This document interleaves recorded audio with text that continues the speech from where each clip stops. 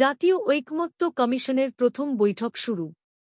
রাষ্ট্র সংস্কারের প্রশ্নে রাজনৈতিক দলগুলোর সঙ্গে জাতীয় ঐকমত্য কমিশনের প্রথম বৈঠক শুরু হয়েছে। বৈঠকে সভাপতিত্ব করছেন অন্তর্বর্তী সরকারের প্রধান উপদেষ্টা ও জাতীয় ঐকমত্য কমিশনের সভাপতি অধ্যাপক মুহাম্মদ ইউনুস। শনিবার ১-৫ ফেব্রুয়ারি বিকেল ৩টার পর ফরেন সার্ভিস একাডেমিতে বৈঠকটি শুরু হয়। বৈঠকে বিএনপি মহাসচিব মির্জা ফখরুল ইসলাম আলমগীরের নেতৃত্বে ৬ সদস্যের প্রতিনিধিদল অংশ নিয়েছে।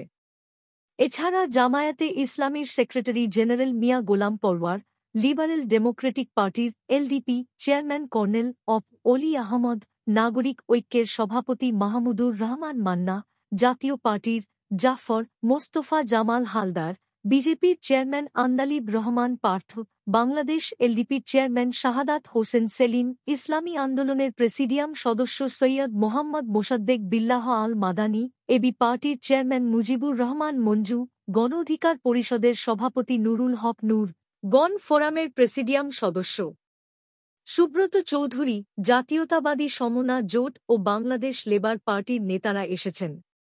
শুক্রবার রাতে প্রধান উপদেষ্টার সিনিয়র সহকারী প্রেস সচিব ফয়েজ আহমদ জানান, বৈঠকে অন্তর্বর্তী সরকারের প্রধান উপদেষ্টা ও জাতীয় ঐকমত্য কমিশনের সভাপতি অধ্যাপক মুহাম্মদ ইউনুস বক্তব্য দেবেন। গত বুধবার ৭ সদস্যের জাতীয় ঐকমত্য কমিশন গঠন করে প্রজ্ঞাপন জারি করে সরকার, যার সভাপতি অন্তর্বর্তী সরকারের প্রধান উপদেষ্টা অধ্যাপক মুহাম্মদ ইউনুস। সহসভাপতি হিসেবে আছেন সংবিধান সংস্কার কমিশনের প্রধান অধ্যাপক আলী রিয়াজ।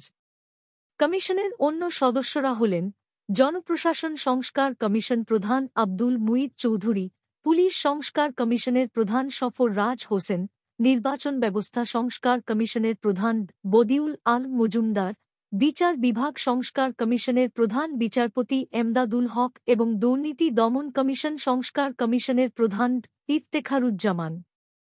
বৈঠকে কমিশন আগামী নির্বাচন সামনে রেখে নির্বাচন ব্যবস্থা, পুলিশ, বিচার বিভাগ, জনপ্রশাসন, সংবিধান ও দুর্নীতি দমন বিষয়ে সংস্কারের জন্য গঠিত কমিশনগুলোর সুপারিশগুলো বিবেচনা করবে। এছাড়া কমিশন জাতীয় ঐকমত্য গঠনের জন্য রাজনৈতিক দল ও শক্তিগুলোর সঙ্গে আলোচনা করবে।